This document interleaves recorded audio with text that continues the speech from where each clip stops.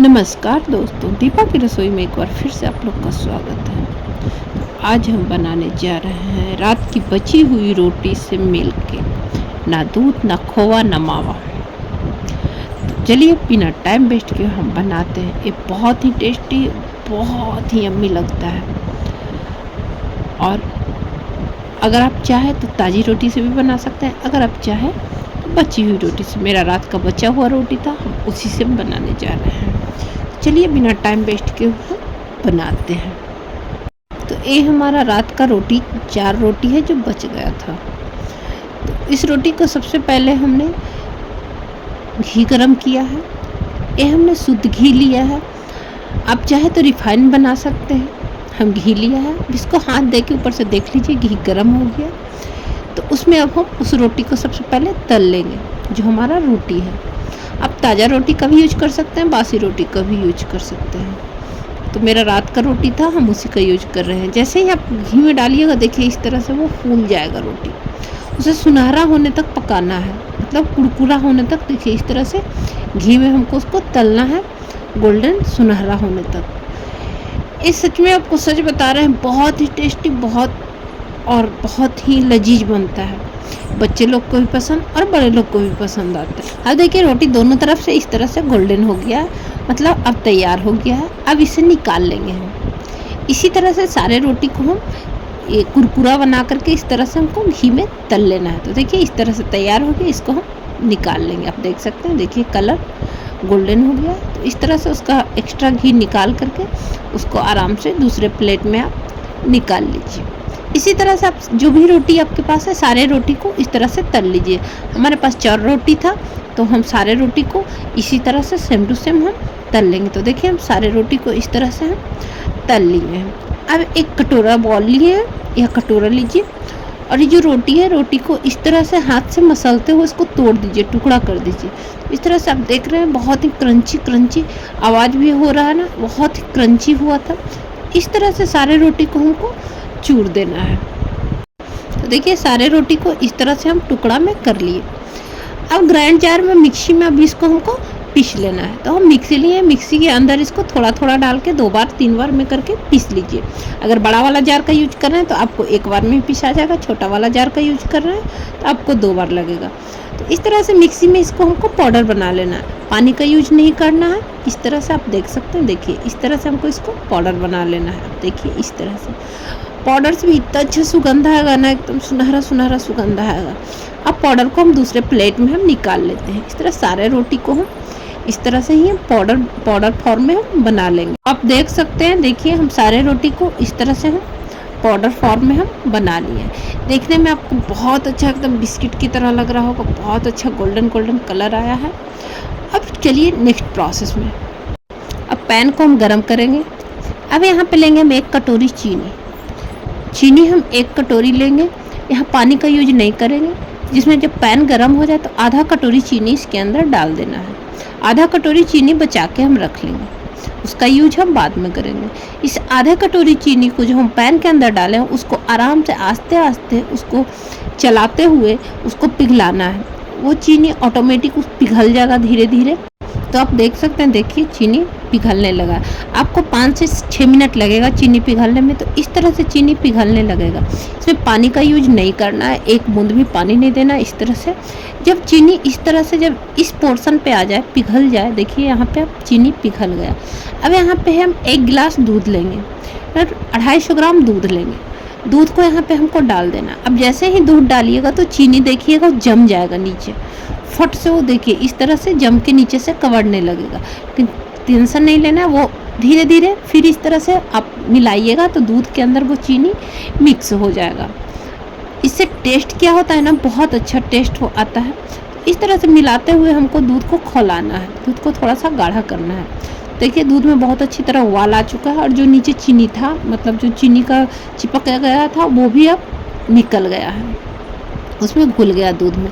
अब दूध को हमको थोड़ा देर का, अब यहाँ पे एक सीक्रेट है, यहाँ पे एक विनेगर या फिर नींबू का यूज करना है। नींबू भी 1 चम्मच यूज करिए, या विनेगर हाफ ढक्कन यूज करिए। यहाँ पे हल्का हमको दूध को फाड़ना है जिससे कि दानेदार जो मिठाई होता है ना वो दानेदार होता है ना, तो दानेदार बनाने के लिए दूध को हमको थोड़ा सा फाड़ना है, पूरी तरह नहीं फाड़ना है, इसलिए थोड़ा सा यूज करना है। अगर नींबू है तो नींबू का यूज करिए, नींबू नहीं है तो विनेगर का यूज करिए। तो हम यहाँ विनेगर का यूज कर रहे हैं। तो आप देख सकते हैं, देखिए दूध मेरा हल्का सा दानेदार, आपका मतलब हल्का सा फटेगा। देखिए आपको दिखा रहे हैं, इस तरह से हल्का सा दानेदार हो जाएगा। इससे जो है ना टेस्ट और मिठाई जो है ना हल्का दानेदार बनता है, बहुत ही टेस्टी बनता है। इस तरह से इसको अब हम चलाते हुए अब इसको हमको सुखाना है थोड़ा सा। अब यहाँ पे देखिए दूध का कलर आपको देख के लग रहा होगा गाढ़ा गाढ़ा जैसा, देखिए इस तरह से। इतना जब इतना पे दूध आ जाए तो यहाँ पर जो हम पाउडर बना के रखे थे अब यहाँ पे हमको इसमें ऐड कर देना है। मतलब दूध जब यहाँ पे आधा बचे और आधा सूख गया है तब यहाँ पे हमको ऐड कर देना है जो हम रोटी का पाउडर बना के रखे थे।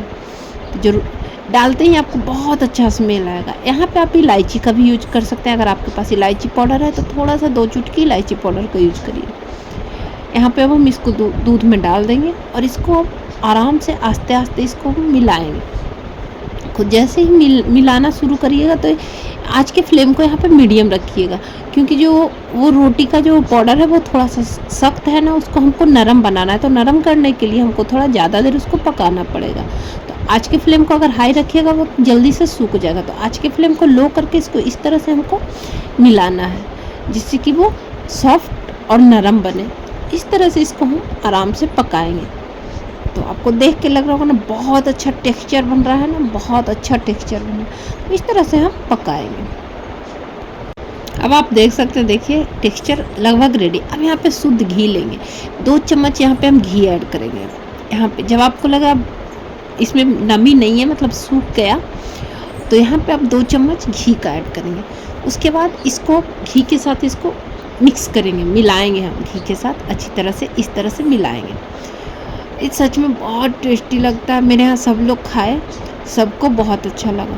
तो इस तरह से हम घी के अंदर मिलाएंगे। तो आप देख सकते हैं, देखिए कितना अच्छा लग रहा है ना, बहुत अच्छा बना है, गोल्डन गोल्डन। अब यहाँ पे जो हम हाफ कटोरी जो चीनी बचा के रखे थे अब उसका यूज हम यहाँ पे करेंगे।